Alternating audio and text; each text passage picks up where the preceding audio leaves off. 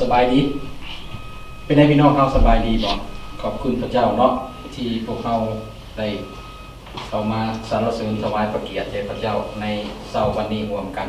เนาะพี่น้องที่รักพวกเราขอบคุณพระเจ้าที่เราได้ยินข่าวประเสริฐเรื่องขององค์พระผู้เป็นเจ้าของพวกเราที่หลายคนที่ยังบ่ฮู้ที่ยังคลองขาอยู่และในมื้อเช้านี้ภาคเช้าพวกเราก็ได้ยินว่าพระเจ้าได้มาเป็นที่เรียบร้อยแล้วพระผู้ประเสริฐนั้นได้มาในโลกนี้เป็นที่เรียบร้อยแล้วและบ่ได้เป็นมาแต่เท่านั้นแต่พระองค์ยังทรงพระชนและทรงสถิตอยู่กับพวกเราทุกคนทุกวันและทุกเวลาในชีวิตของพวกในชีวิตจิตใจของพวกเราขอบคุณพระเจ้าสำหรับเรื่องนี้เนาะและวันนี้ที่พวกเราได้มีโอกาสได้เข้ามาพบหน้าพ่อตากันพวกเราก็มีโอกาสที่จะได้ยินได้ฟังพระวจนะของพระเจ้าร่วมกันพระวจนะของพระเจ้านั้นเป็นพระวจนะที่ประกอบด้วยชีวิตเมื่อพวกเราได้ยินได้ฟังและเอาใส่ใจในพระวจนะของพระเจ้านั้นพวกเรานำไปพินิจพิจารณาว่าพระเจ้าเว้าหยังกับพวกเราในขณะที่เรานั่งอยู่ในที่ประชุมแห่งนี้และเมื่อเวลาเรากลับบ้านเราได้ขอความอันใดที่พระเจ้าให้เรานำเอาไปเพื่อปฏิบัติในการดำเนินชีวิตของพวกเราให้เกิดผลเราขอบคุณพระเจ้าที่พระเจ้าเป็นห่วงและหักพวกเราอยู่ตลอดเวลาและอยู่กับพวกเราตลอดเวลาวันนี้พวกเราก็จะได้ยินคำแต่ก่อนที่เราจะได้ฟังพระคำของพระเจ้านั้นให้เราร่วมใจกันอธิษฐานดังที่เราเคยเฮ็ดมาตลอดเพราะอย่างเพื่อว่าเราจะได้รับสติปัญญาและนะครับความรู้ความเข้าใจจากพระเจ้าในชีวิตของพวกเราเพื่อเฮ็ดให้ชีวิตคริสเตียนของพวกเรานั้นเจริญขึ้นบ่แม่นถอยหลังเนาะเอาให้พวกเราร่วมใจกันอธิษฐาน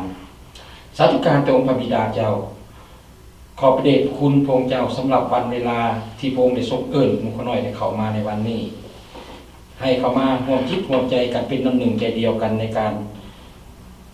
สรรเสริญถวายพระเกียรติแด่พระองค์ฉะนั้นจึงให้ขอให้พระเกียรติ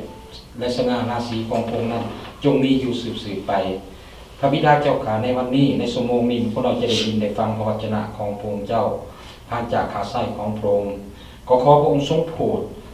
ประทานสติปัญญาให้กับหมู่ข้าน้อยทุกคนที่ได้ยินได้ฟังนั้นเพื่อหมู่ข้าน้อยจะได้ใช้สติปัญญานี้เข้าในการได้ยินได้ฟังเพื่อนำเอาถ้อยพระคำของพระองค์เข้าไปพินิจพิจารณาและประกอบใช้ในชีวิตเพื่อให้ชีวิตคริสเตียนของหมู่ข้าน้อยได้เกิดผลเพื่อหมู่ข้าน้อยจะได้เดินเคียงข้างไปกับองค์พระเยซูคริสต์อย่างบ่มีโอกาสที่จะได้ล้มลงหรือว่าประสบกับปัญหาใดๆเพื่อว่าหมู่ข้าน้อยจะได้เดินไปด้วยความมั่นใจพระบิดาเจ้าสำหรับส่วนตัวของข้าน้อยเองผู้ที่จะกล่าวในวันนี้ก็เช่นเดียวกันข้าน้อยอ้อนวอนต่อพระองค์ในชั่วโมงนี้ขอพระองค์ทรงสถิตอยู่ในข้าน้อยและขอพระองค์ทรงประทานสติปัญญาให้กับข้าน้อยให้ความกล้าหาญกับข้าน้อยและสถาปนาว่าทุกถ้อยคำที่ได้นำมาในวันนี้แม้นได้รับรองและได้รับการจัดเตรียมจากพระองค์เจ้าเพื่อให้ข้าน้อยได้กล่าวเป็นเสียงของมนุษย์เพื่อจะให้มนุษย์ด้วยกันได้เข้าใจและจะนำไปใช้ปฏิบัติให้เกิดผลดีในชีวิตฉะนั้นหมู่ข้าน้อยเองจึงอ้อนวอนต่อพระองค์ขอพระองค์ทรงสถิตอยู่อธิษฐานต่อพระองค์เจ้าด้วยความเชื่อในพระนามบริสุทธิ์ของพระเยซูคริสต์เจ้าเอเมน ขอบคุณพระเจ้าเนาะพระคำสำหรับพระคำวันนี้ที่พวกเราจะนำมาที่ข้าพเจ้านำมาก็มีใส่สื่อว่าหมายสำคัญแห่งการทรงสถิตอยู่เนาะพี่น้องที่หักคริสเตียนของพวกเราเมื่อพวกเราได้ต้อนรับเอาองค์พระเยซูคริสต์เข้ามาสู่ชีวิตจิตใจพวกเรารับบัพติศมาและขึ้นมาจากหน้าน้ำแล้วเรียบร้อยเราได้รับพระวิญญาณบริสุทธิ์ของพระเจ้าเราเว้าถึงการทรงสถิตอยู่ของพระเยซูคริสต์นั่นคือการสถิตอยู่ของพระเจ้าเมื่อเราได้รับเมื่อเราหักเดินลุกขึ้นจากหน้าน้ำขึ้นมานั้นเราได้รับพระวิญญาณใหม่ที่เกิดจากพระเจ้าที่บ่แม่นที่เกิดจากเลือดเนื้อหรือกามนั่นแต่เป็นเกิดขึ้นจากด้วยพระเจ้าเลยและจิตใจอันนั้นจะเฮ็ดให้เฮาเข้มแข็งบ่ย้านกลัว เพราะเขาจะบ่ย่านกลัวในการทรงสถิตอยู่ของพระเจ้าในการทรงสถิตอยู่ของพระเจ้าเมื่อถึงความย่านกลัวนี่พี่น้องที่หักพวกเฮาในฐานะที่พวกเฮาเป็นพ่อแม่แม่นบอกเฮาเป็นพ่อแม่เฮาเลี้ยงลูกแต่สมัยยังน้อยลูกเฮายังน้อยเฮาสังเกตเบิ่งลูกของพวกเฮาว่าเวลาใดก็ตามที่เฮาอยู่กับพวกเขานั้นเฮารู้ว่าพวกเขามีความสุขความสมชื่นยินดีเพราะว่าเขามีพวกเฮาอยู่ด้วยยิ่งมีความสุขหลายไปกว่านั้นเช่นตัวอย่างเมื่อเฮาหากว่าลิ้นอยู่กับลูกเฮาสอนลูกของพวกเฮาให้ขี่รถถีบเฮาจะเห็นว่าลูกของเฮาได้จะเฮาได้บอกกับเฮาว่า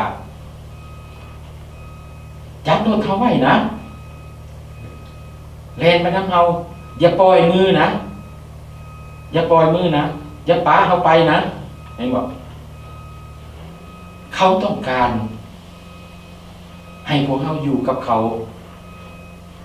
ในเวลาที่เขากำลังเผชิญหน้ากับความย่านกลัวเขาเฮียนขี่รถเขาญาติที่เขาจะโลภแต่เขาห้องใส่เฮาเห็นบ่เส้นเดียวกับชีวิตของพวกเฮาพี่น้องเฮาจะมีช่วงเวลาที่เฮามีชีวิตที่อยู่ใกล้ชิดกับพระเยซูคริสต์เจ้าเฮ็ดให้ชีวิตของพวกเฮาอยู่ในความสงบสุขบ่มีความย่านกลัวและพวกเฮาก็บ่อยากให้พระเยซูคริสต์ห่างไกลไปจากชีวิตของพวกเฮาแม่นบ่หรือว่ามีบางคนอยากเฮ็ดแนวใดแนวหนึ่งที่บ่ถึงในสายตาพระเจ้าแล้วบอกว่าพระเจ้าอย่าบอกก่อนให้เขาน้อยได้เฮ็ดแล้วจึงมาเป็นนั้นบ่จะบ่เป็นอย่างนั้นสิ่งหนึ่งที่มันผิดสิ่งหนึ่งที่น่าอัศจรรย์ก็คือว่าจะเป็นแนวใดก็ตามจะเป็นแนวใดก็ในชีวิตคริสเตียนของพวกเฮานะพระเยซูคริสต์จะสถิตอยู่และเดินกับเฮาไปเสมอจะเดินไปกับเฮาเสมอบ่ว่าเฮาจะประเสริฐกับสิ่งใดฉะนั้นคำเทศนาในวันนี้พวกเขาจะเห็นอีกเครื่องหมายหนึ่งคือฤทธิ์อำนาจและความเป็นเอกลักษณ์สูงส่งของพระเยซูคริสต์หลายคนพวกเขาในทุกมื้อนี้พยายามสุมใจใส่เพียงแต่ชีวิตฝ่ายมนุษย์ของพระเยซูคริสต์นั้นจึงเป็นเหตุให้พวกเขาขาดความสนใจในหลักคำสอนของพระเยซูคริสต์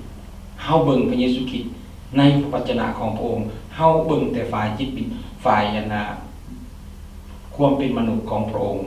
แต่เฮาบ่ได้เบิ่งการถึงการที่ทรงประสนอยู่ของพระองค์แต่ทั้งนี้ใดก็ตามพี่น้องคำเทศนาของพวกเฮาในวันนี้พวกเฮาจะเรียนรู้กับลักษณะกับพลังและฤทธิ์อำนาจของพระเยซูคริสต์ของพระบุตรของพระเจ้าคำมั่นสัญญาของพระองค์และความเมตตาสงสารของพระเยซูคริสต์ที่ให้กับพวกเราพระเยซูคริสต์พระเจ้าของพวกเราเห็นพวกเราในทุกกรณีที่พวกเราย่านกลัวหรือมีความสงสัยให้พวกเราเบิ่งตัวอย่างในพระคัมภีร์ที่พวกเราจะสนทนาและศึกษาร่วมกันต่อจากพระคำตอนนี้ต่อจากที่พวกเขาได้ยินได้ฟังเรื่องถึงในอาทิตย์และที่ผ่านมาถึงการเลี้ยงคนหาพันคนของพระเยซูคริสต์เนาะอยู่ในหนังสือโยฮันบทที่6ข้อที่16-58ถ้าหากพี่น้องมีพระคัมภีร์ขอเชิญชวนพี่น้องได้เปิดไปเนาะในพระคัมภีร์โยฮันบทที่6ข้อที่16-58ได้เว้าดังนี้เมื่อค่ำแล้วพวกสาวกของพระองค์ได้ลงไปถึงทะเลแล้วลงเรือข้ามฟากไปยังเมืองกาเปนาอูมเมื่อมืดแล้วพระเยซูก็ยังบ่ได้เสด็จไปถึงเขาอันหนึ่งน้ำทะเลกำลังเริ่มขึ้นเพราะลม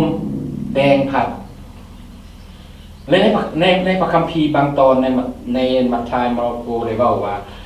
เมื่อค่ำมืดแล้วนะพระเยซูคริสต์ได้บอกให้ประชาชนที่พระองค์ได้เลี้ยงในเวลานั้นให้ข้าเจ้าเลิกลากันไปและพระองค์ก็ได้สั่งให้เราอัครสาวกข้ามฟากไปก่อนข้ามฟากไปก่อนแต่อยู่ในเวลานั้นก็ยังมีบางคนที่ยังติดตามพระองค์อยู่เขายังสนใจในพระองค์อยู่บางคนพยายามเพื่อจะเฮ็ดให้พระเยซูคริสต์นั้นไปเป็นกษัตริย์ของพวกเขาในความคิดของพวกเขานะเขาคิดว่าถ้าหากว่าพระเยซูคริสต์สามารถเลี้ยงคนจำนวนหลวงหลายได้ด้วยข้าวจีก้อนน้อยๆและปลาน้อย2ตัวนั้นพระเยซูคริสต์เองจะต้องมีฤทธิ์อำนาจมีสิทธิ์อำนาจมีพละกำลังอันยิ่งใหญ่ที่จะเอาชนะโรมและจะก่อตั้งและฟื้นฟูอิสราเอลขึ้นใหม่ได้ในความคิดของเขาในความคิดอย่างมนุษย์ของเขาคิดอย่างนั้น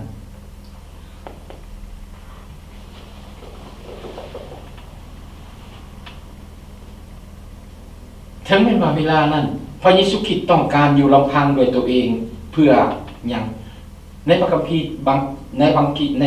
วมาระโกได้บอกว่าพระองค์ต้องการอ้อนวอนอธิษฐานเฮาบ่เข้าใจถึงว่าในเวลานั้นพระเยซูคริสต์ต้องการอ้อนวอนอธิษฐานถึงเรื่องสิ่งใดแน่แต่ว่าเฮาอาจจะเรียงจากเหตุการณ์ที่มันเกิดขึ้นบางที่พระเยซูคริสต์อาจต้องมีหลายสิ่งหลายอย่างที่จะคิดเช่นว่าก่อนหน้านั้นการเสียชีวิตของโยฮันบัพติสโตและก็การที่เราอัครสาวกที่พระเยซูคริสต์เราใส่อัครสาวกออกไปประกาศเรื่องของพระองค์นั้นกลับมาบอกรายงานกับพระองค์หรือว่าเหตุการณ์อันโจกเกิดขึ้นคือการอัศจรรย์ในการเรียกคน5,000 คนนั้นเหตุให้พระเยซูคริสต์ในเวลานั้นพระเยซูคริสต์ก็บ่ได้ใช้เวลาส่วนตัวกับเราอัครสาวกเพิ่นว่าเมื่อค่ำแล้วพวกสาวกของพระองค์ได้ลงเรือข้ามฟากไปยังเมืองกาเปร์นาอูมเมื่อมืดแล้วพระเยซูคริสต์ก็ยังบ่ได้เสด็จไปกับเขาพระเยซูคริสต์อยู่ต่างหากในเวลานั้นเมื่อเราสังเกตเบิ่งชีวิตของพระเยซูคริสต์ถึงแม้ว่าพระเยซูคริสต์เองจะมี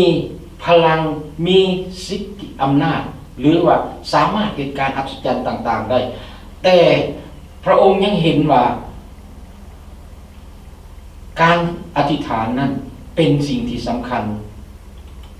เป็นสิ่งสำคัญพระเยซูคริสต์อาจรู้ว่าการอธิษฐานของพระองค์นั้นเป็นวิธีการหนึ่งที่จะบรรยายถึงสายสัมพันธ์ของพระองค์กับพระบิดาที่จะเฮ็ดให้พวกเฮาฉะนั้นพวกเฮาเว้าเรื่อยๆว่าเวลาใดก็ตามที่พวกเฮาเป็นหยังคริสเตียนของพวกเฮาเมื่อต้องการอยากมีสายสัมพันธ์อันแน่นแฟ้นกับพระเจ้าพวกเฮาจึงมีการอ้อนวอนอธิษฐานเพราะเฮาเรียนผ่านจากพระเยซูคริสต์พระเยซูคริสต์ให้ความสำคัญพระเยซูคริสต์ให้เฮาเห็นว่าให้เฮาเห็นถึงวิธีการที่ที่จะบรรยายให้เฮาให้คนได้หลายได้เห็นว่าสายสัมพันธ์ของเฮากับพระเจ้าพระบิดานั้นจะต้องผ่านการทางอธิษฐานและพระเยซูคริสต์ถึงแน่นอนใจว่าการอธิษฐานของพระองค์นั้นจะดึงดูดความสนใจของผู้คนได้อย่างมากมายและพระองค์ก็จะสามารถมองเห็นถึงราชกิจที่พระองค์กำลังทำอยู่นั้น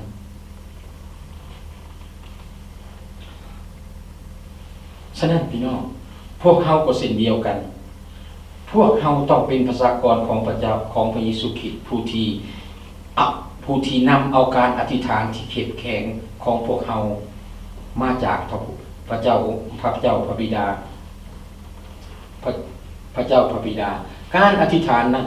มันจะเตือนพวกเฮาให้รู้ว่าเฮาบ่สามารถ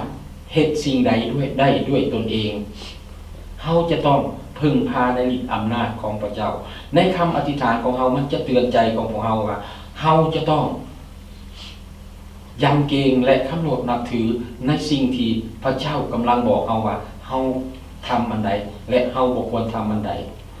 เฮาสามารถที่จะเข้าที่จะได้จะฮู้ได้ในคำอธิษฐานของพวกเราเนาะ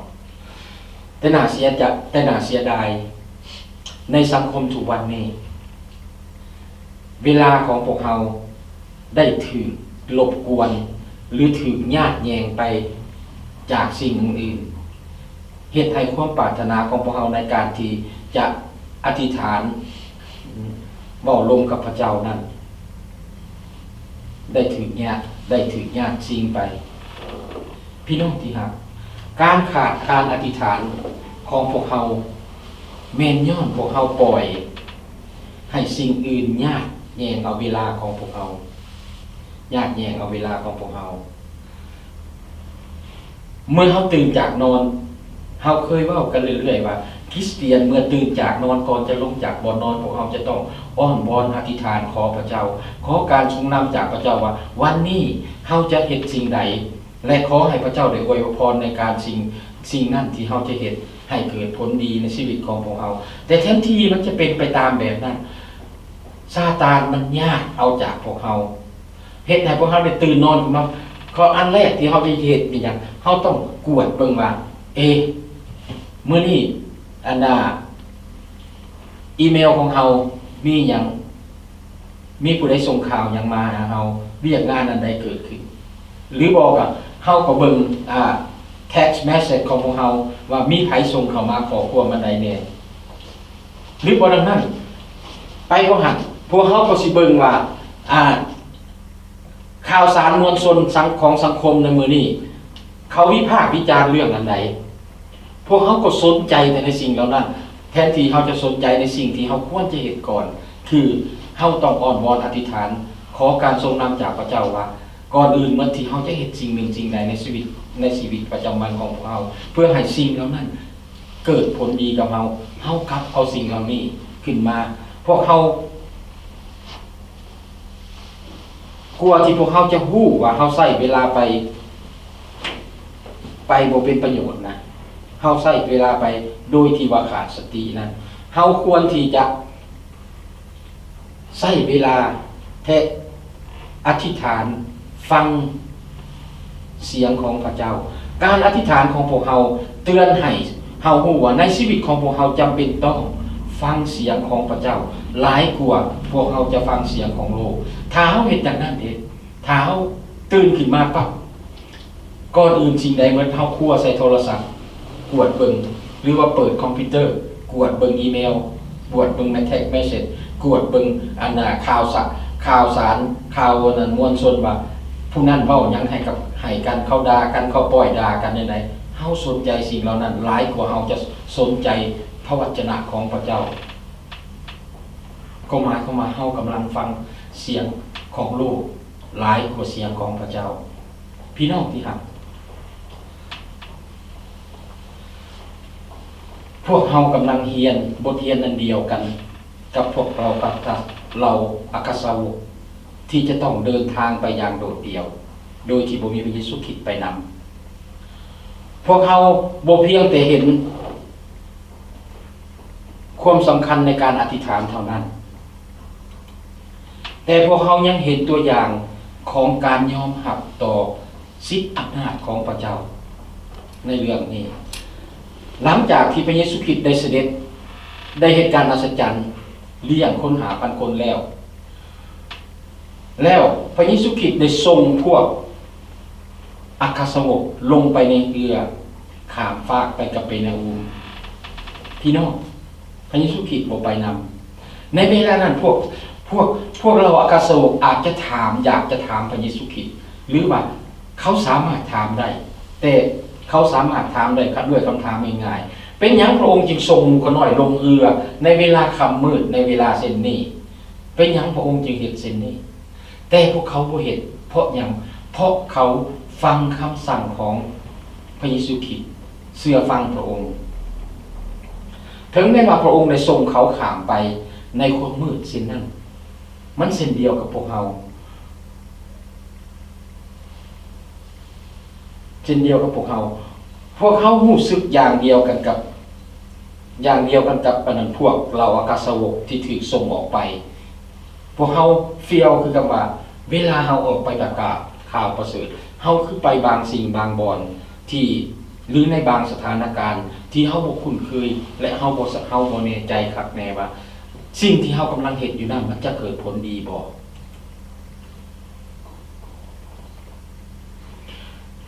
และมันเฮ็ดให้กับพวกเฮามีค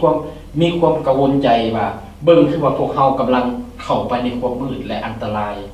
ว่าเขาจะยอมหักบ่พี่น้องที่หักให้เฮาเข้าใจอย่างนี้ว่าพวกเฮาถูกเอิ้นให้ไว้วางใจในองค์พระเยซูคริสต์บ่ว่าพระองค์จะส่งพวกเฮาให้ไปในสถานที่ใด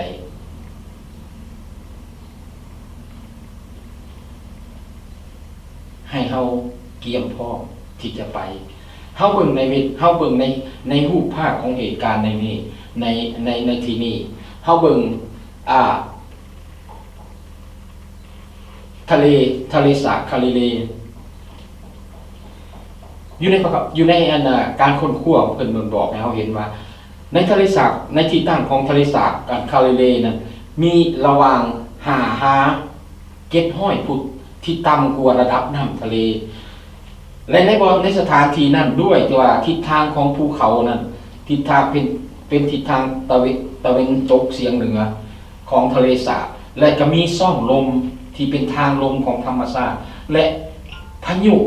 ลมพายุนั้นเกิดได้ทุกเวลาทุกขณะดังนั้นขณะที่พวกสาวกอยู่ในความมืดและในเวลากลางคืนนั้นลมพายุได้เริ่มส่งผลกระทบต่อการเดินทางของพวกเขาในการที่เขาจะไปกับปีนาบูลนะมีเหตุการณ์อะไรเกิดขึ้นอยู่ในโยฮันบทที่6ข้อที่19หาซาวเมื่อเขาแซวเรือไปได้ประมาณ 2,500 หรือ 3,000 วาเขาก็เห็นพระเยซูทรงย่างเทิงน้ำมาใกล้เรือเขาตกใจแต่พระเยซูทรงบอกเขาว่าแม่นเฮาเองอย่าสุญาตแม่นเฮาเองอย่าสุญาต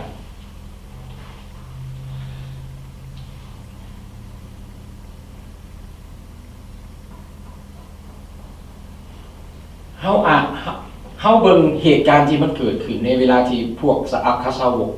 ถูกลมพายุพัดและเรือของเขาอยู่กลางทะเล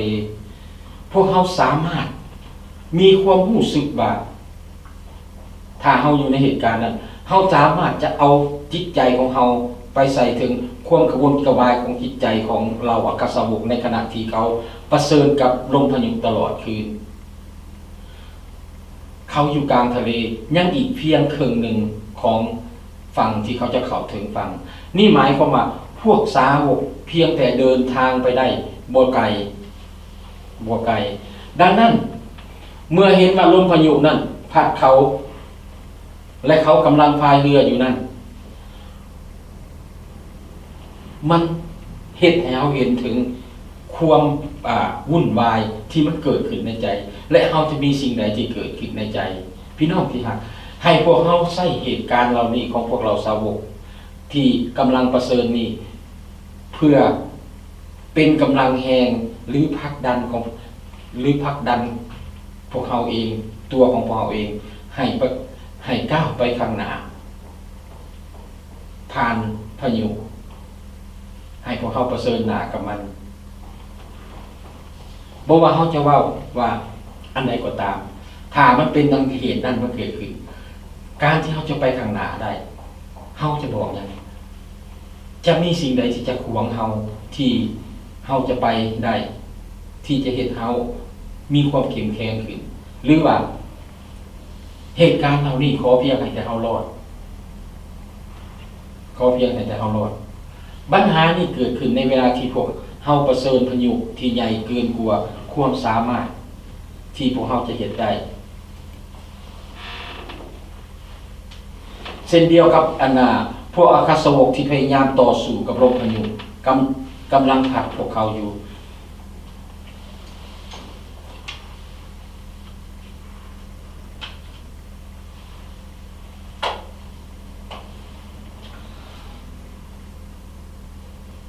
แต่ว่า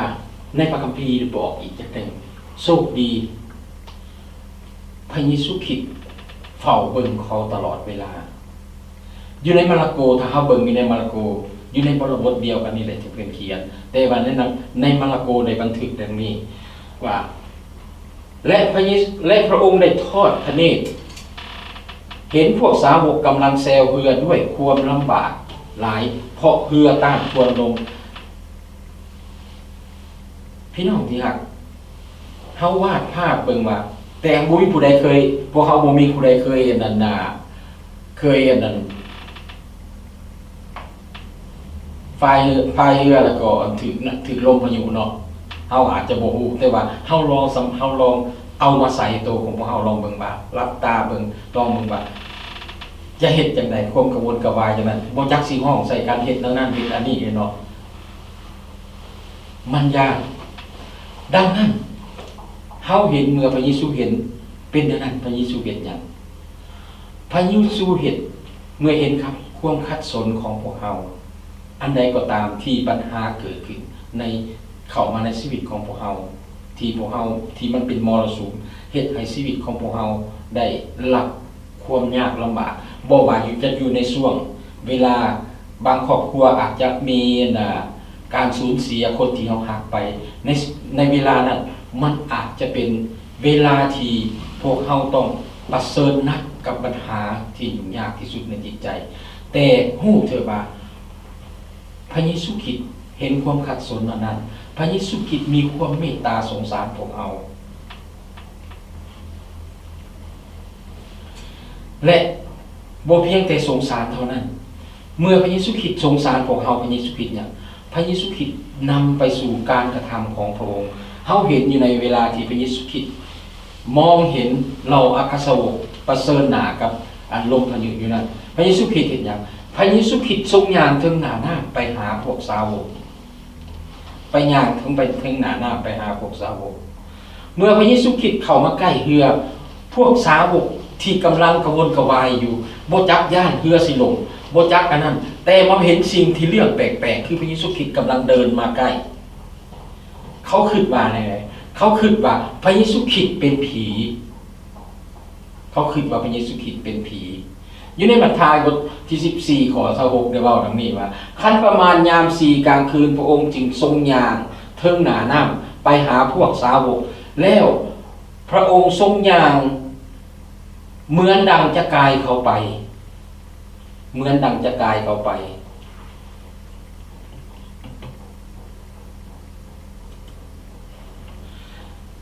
คำว่ากายไปหรือว่าผ่านกายไปนั้นบ่ได้หมายความว่าพระเยซูคริสต์บ่ได้สนใจพระเยซูคริสต์บ่ได้สนใจอันพวกอัครสาวกต้องให้พวกอัครสาวกได้ห้องหาพระองค์ก่อนเขาจึงอันนั้นพระเยซูคริสต์จริงจะกลับมาแต่ประโยคนี้คำว่าผ่านกายไปนี่ได้ถูกนำใช้อยู่ในพระคัมภีร์เดิมในเวลาที่พระเยซูในเวลาที่พระเจ้าเดินผ่านโมเสสเมื่อพระเจ้าอยากเปิดเผยโมเสสอยากเห็นพระลักษณะของพระเจ้าอยากพระเจ้าสำแดงการเปิดเผยของพระองค์ต่อโมเสสนี่การย่างผ่านกายไปของพระเยซูคริสต์ที่กำลังจะย่างผ่านกายไปเฮือนน่ะก็คือพระองค์อยากแสดงให้อัครสาวกได้เห็นพระลักษณะอันแท้จริงเนื้อธรรมชาติขององค์พระเยซูคริสต์เนาะเช่นเดียวกันกับโมเสสได้เห็นอยู่ในอพยพบทที่23ข้อที่22ได้ว่าเมื่อรัศมีของเฮาความยิ่งใหญ่ของเฮาผ่านไปใกล้เฮาจะเสื่องเจ้าไว้อยู่หลังหินและจะเอามือของเฮาปิดบังเจ้าไว้จนกลัวเฮาผ่านพ้นไปได้แล้วเห็นบ่ความมีฤทธิ์อำนาจเฮาเห็นอยู่ในบทนี้ที่พระคำตอนนี้ได้บอกเฮาความมีฤทธิ์อำนาจของพระเจ้านั้นเวลาพระเจ้าจะผ่านโมเสสไปพระเจ้ายังบอกว่าเฮาจะเสื่องเจ้าไว้ในก้อนหินเพื่อบ่ให้รัศมีของเฮานั้นไปถึงเจ้า จนกลัวว่าเขาจะผ่านพ้นไปนี่แม่นการเปิดเผยที่ยิ่งใหญ่พระเยซูคริสต์บ่เพียงแต่เปิดเผยพระลักษณะของพระองค์ในเวลานี้พระองค์นำเอาความสุขสันติสุขมาให้กับเราอาคาสาวกถ้อยคำที่เขาเจ้าได้ยินพระเยซูคริสต์กล่าวกับเขาบอกเขาเจ้าว่าไงแม่นเฮาเองอย่าสุญาตแม่นเฮาเองอย่าสุญาตคำเว้าของพระเยซูคริสต์แม่นค่ายคือกับวิธีที่พระเจ้าได้เปิดเผยพระลักษณะของพระองค์เองในเวลาที่พระเจ้าห้องโมเสสในแปลวไฟนะให้โมเสสเข้าไปหานะพระองค์ได้เอื้อนพระองค์เองมาจังไดเฮาเป็นผู้ซึ่งเฮาเป็นผู้ซึ่งเฮาเป็นพระประสงค์ของพระเยซูคริสต์บ่แม่นต้องการให้พวกเฮาสงสัยแต่ให้พวกเฮามีความมั่นใจในพระองค์ว่าพระองค์เป็นผู้มีฤทธิ์อำนาจและมีสิทธิทั้งหมดในโลกนี้มีสิทธิในการดำเนินชีวิตของพวกเขาและมีสิทธิในการดำเนินชีวิตของพวกอัคคาโซพระเยซูคริสต์บ่ได้ให้พระเยซูคริสต์มาจังซี่พระเยซูคริสต์บ่ได้บอกให้เขาเจ้าญาติให้เขาตกใจหรือว่าให้เขาสงสัยแต่ให้เขามีความมั่นใจในสิทธิอำนาจของพระองค์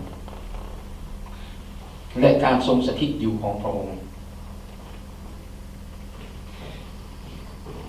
พี่น้องที่รักมีพระเยซูคริสต์สถิตอยู่บนใดแม้มีความสงบสุขและบ่มีความย่านกลัวในพระคัมภีร์ได้หนุนใจพวกเฮาบ่ให้ย่านเพราะพวกเฮามีพระเจ้าผู้ทรงสถิตอยู่ในพระคัมภีร์เดิมก็เคยบอกและพระคัมภีร์ใหม่ก็เช่นเดียวกันบ่ให้เฮาย่านบ่ให้เฮากลัวอันหนึ่งเฮาเห็นที่พระเจ้าเว้าว่าเฮาได้สร้างเจ้าแล้วบ่แม่นหรือจงเข้มแข็งและกล้าหาญอย่าย่านหรือท้อถอยเพราะพระเจ้ายาเวห์พระเจ้าของเจ้าสถิตอยู่กับเจ้าในทุกบ่อนที่เจ้าไป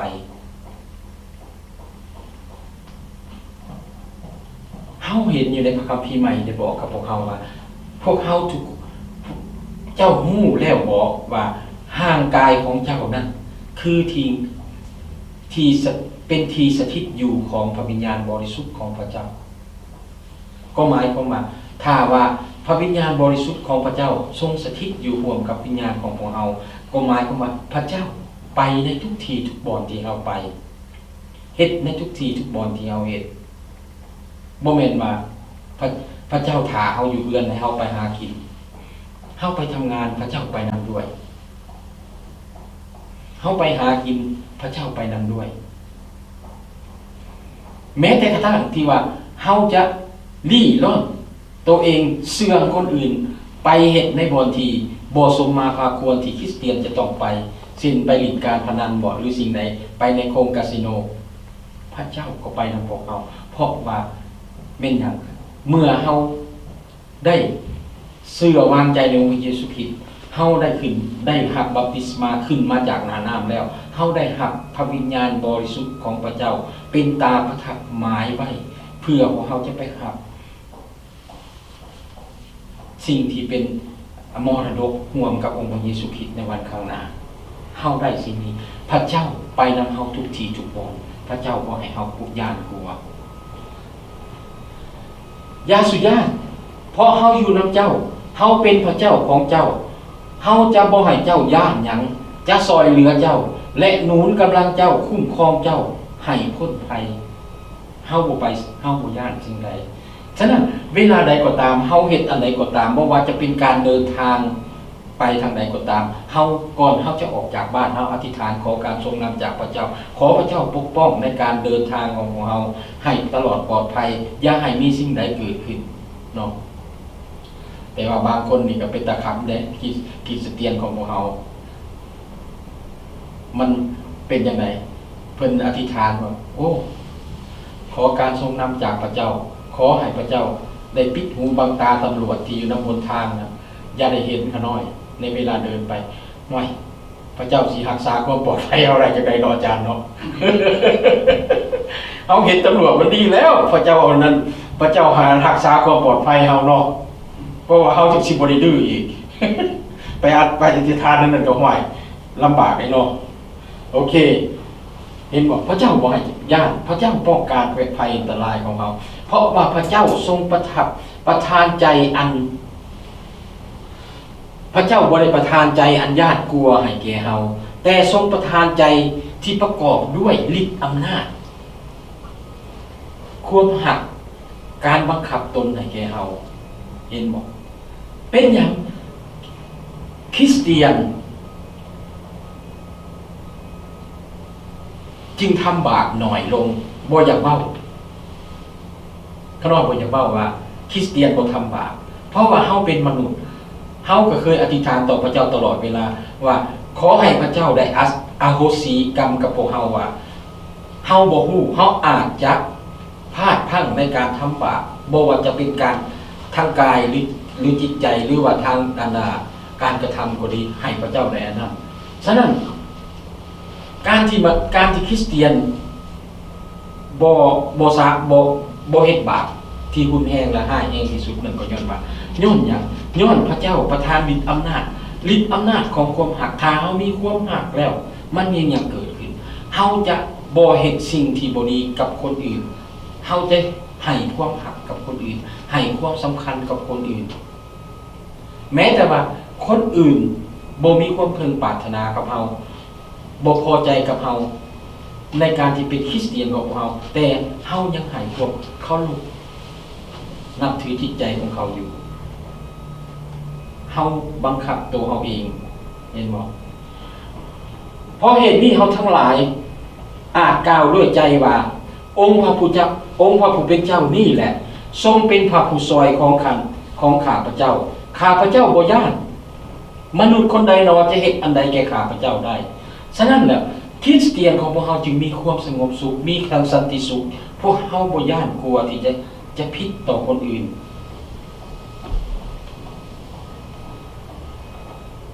เมื่อพระเยซูคริสต์ได้อยู่กับพวกเฮา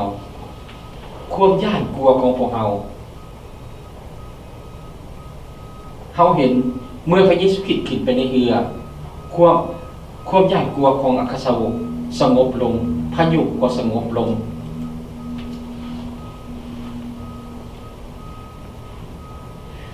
พี่น้องที่รักพวกเราสามารถรักษาความสงบสุขได้อย่างเดียวกันกับพวกอัครสาวกที่ประเสริฐกับพายุหากเมื่อใดเราสำนึกถึงพระลักษณะของพระเยซูคริสต์และการทรงสถิตอยู่ของพระองค์พวกเขาจะอยู่ในที่ประทับของพระเจ้าอยู่ในโยฮันบทที่6ข้อที่21ข้อสุดท้ายดังนั้นเขาจึงพอใจให้พระองค์ขึ้นเรือแล้วท่านใดนั้นเรือก็ถึงฝั่งบอนเขาจะไปนั่น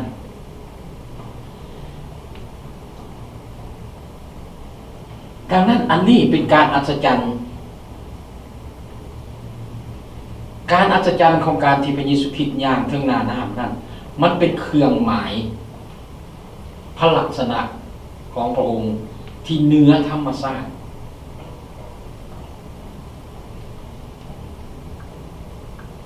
และการอัศจรรย์ตัวนี้มันเกิดขึ้นได้จังไดอันที่หนึ่งเฮาเห็นมันคล้ายคือกันกับการอัศจรรย์ที่พระเยซูคริสต์เลี้ยงคน5,000 คนเมื่อพระเยซูคริสต์เห็นคนหลวงหลายที่เข้ามาฟังพระองค์เขาจะมีความอิดอ่อนโหยแหงและหิวก่อนที่เขาจะกลับบ้านพระองค์บ่ได้ต้องการอยากให้เขาหิวและพระองค์มีหยังเกิดขึ้นสำหรับพระองค์มีความรักความเมตตาและสงสารเขาเป็นห่วงเป็นใยเขาอยากให้เขาได้รับสิ่งที่ดีก่อนเขาจะจากไปเห็นบ่และจุดที่2นั้นพระเยซูคริสต์เองสำแดง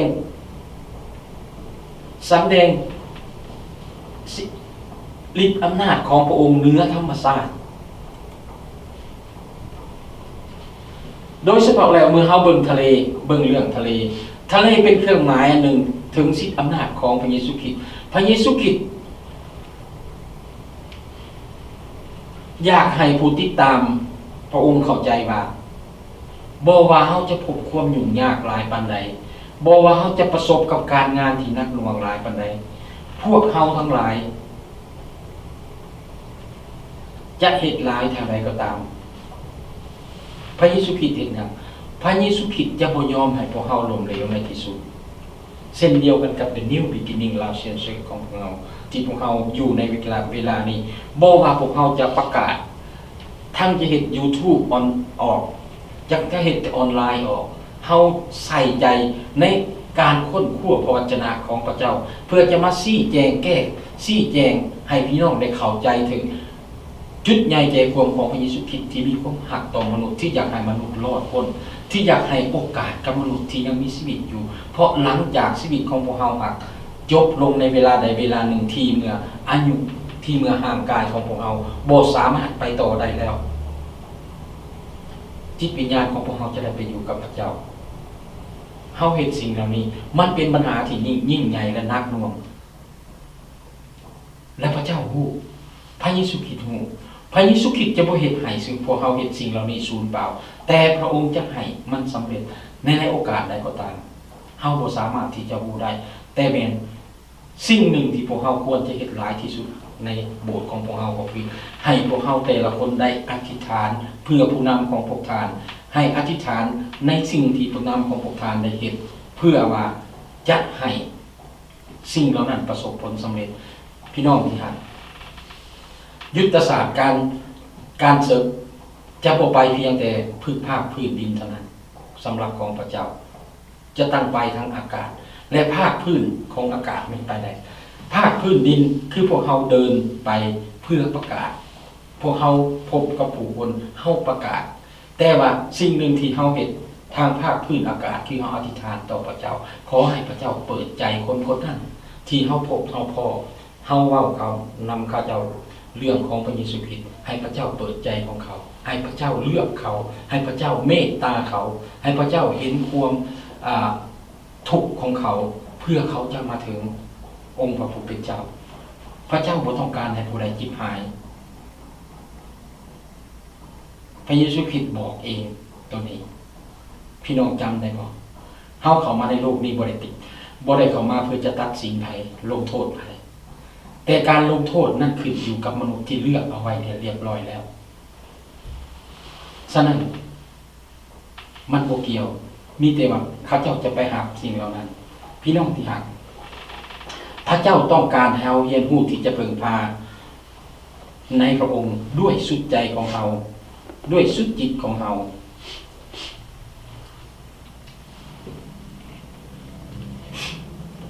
เส้นเดียวกันกับบรรดาพระเยซูคริสต์ได้ส่งพวกอาคาสาวกขึ้นเรือไปและประเสริฐกับพระโยมพวกอาคาสาวกบ่ได้ฮู้ถึงเหตุการณ์นั้นจะเกิดขึ้นแม่นบ่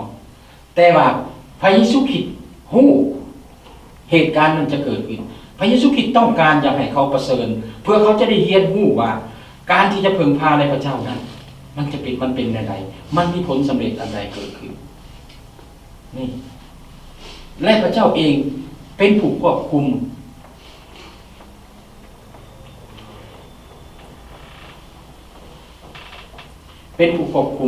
ได้เฮาเห็นในพระคำเมื่อกี้นี้เมื่อพระเยซูคริสต์ขึ้นเรือไปแล้ว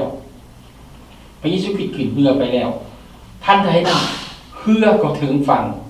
ถึงจุดหมายปลายทางบนที่เขาจะไปนี่เป็นการอัศจรรย์ที่มันเกิดขึ้นในตัวมันเองในเวลาที่เฮาต้อนรับและเฮาวางใจในองค์พระเยซูคริสต์พี่น้องที่รักสิ่งเหล่านี้จะเกิดขึ้นกับจิตใจกับตัวของเฮาทุกๆคนที่เฮาวางใจทันทีที่เฮาวางใจในองค์พระเยซูคริสต์มันจะมีสิ่งหนึ่งที่จะเกิดขึ้น เฮาจะถึงที่สงบสุขของพระเจ้าและจิตใจและตัวของเฮาจะถึงจุดหมายปลายทางของพระเจ้าคือความเข้าใจในองค์พระเยซูคริสต์ว่าพระเยซูคริสต์เป็นพระผู้โปรดให้พ้นและพระเยซูคริสต์เป็นอยู่พระองค์ยังทรงสถิตอยู่พี่น้องที่รักปราศจากพระเยซูคริสต์พวกเฮาบ่สามารถเฮ็ดให้คลื่นหรือลมหยุดได้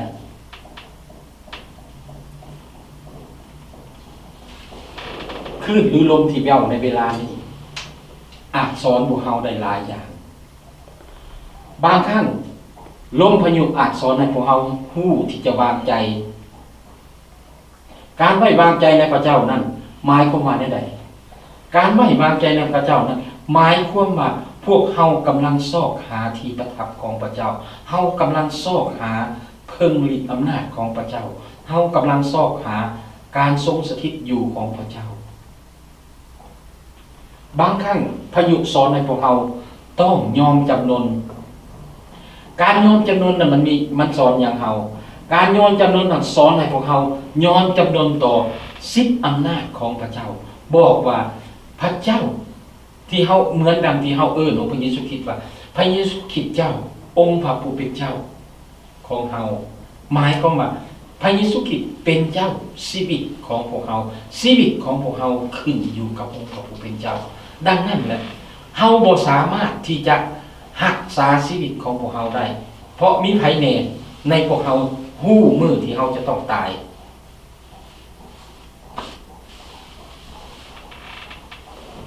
คือเฮาเมื่อวานนี่พวกเฮาได้มีโอกาสได้ไปสงสการเนาะพวกเฮาเห็นผู้ที่เราจากไปอายุเพียง40ปีเฮาก็คิดโอ้เราจากไปไวเนาะบ่น่าจะตายเลยบ่น่าจะหมดอายุเลยกำลังอยู่ในวัยที่กำลังสร้างกำลังสาและลูกกำลังน้อยยังน้อยอยู่เห็นบ่พี่น้อง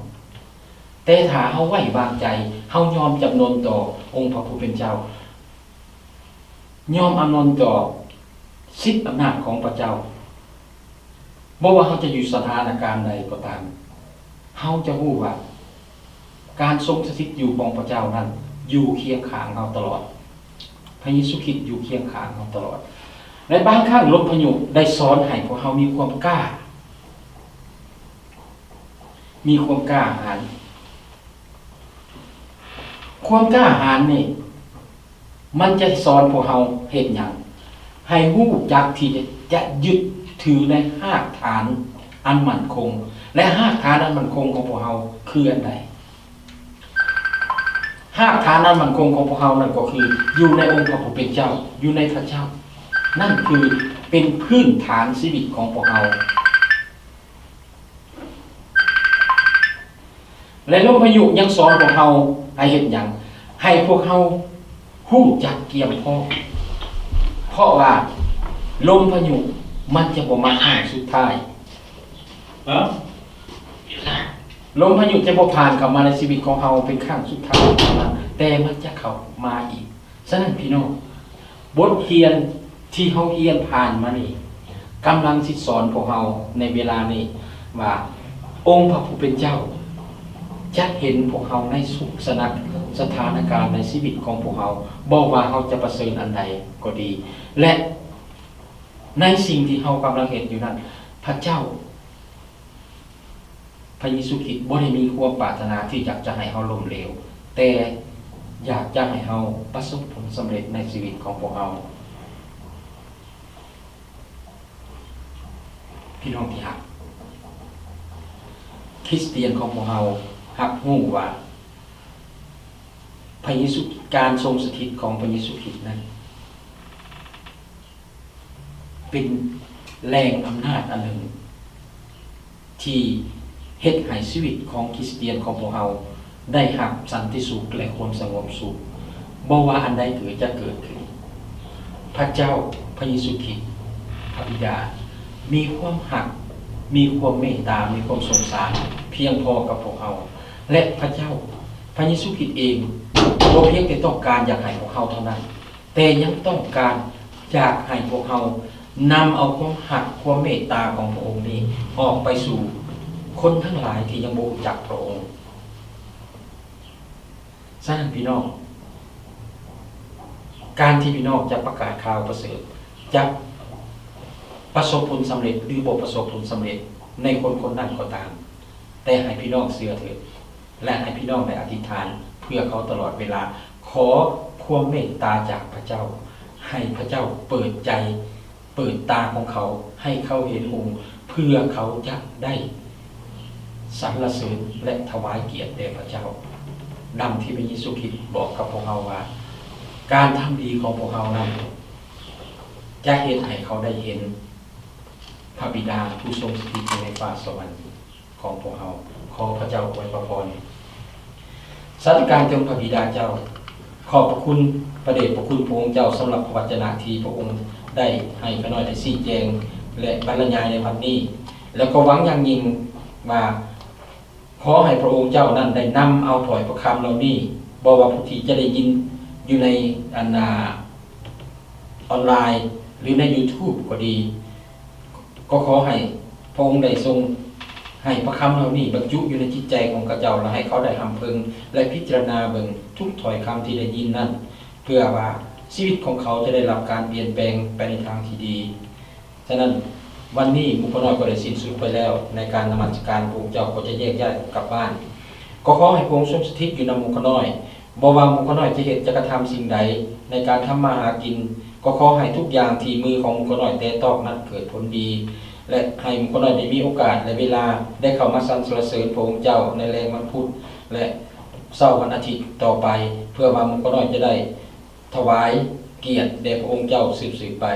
ฉะนั้นหมู่พน้อยเองจึงอ่อนวอนอธิษฐานต่อพระองค์เจ้าด้วยความเชื่อโดยพระนามอันบริสุทธิ์ของพระมหาเยซูคริสต์เจ้าอาเมนขอบคุณพระเจ้าขอพระเจ้าอวยพรพี่น้องทุกๆคนเนาะอยู่ดีไม่แห้งมันยืนจะอวยพร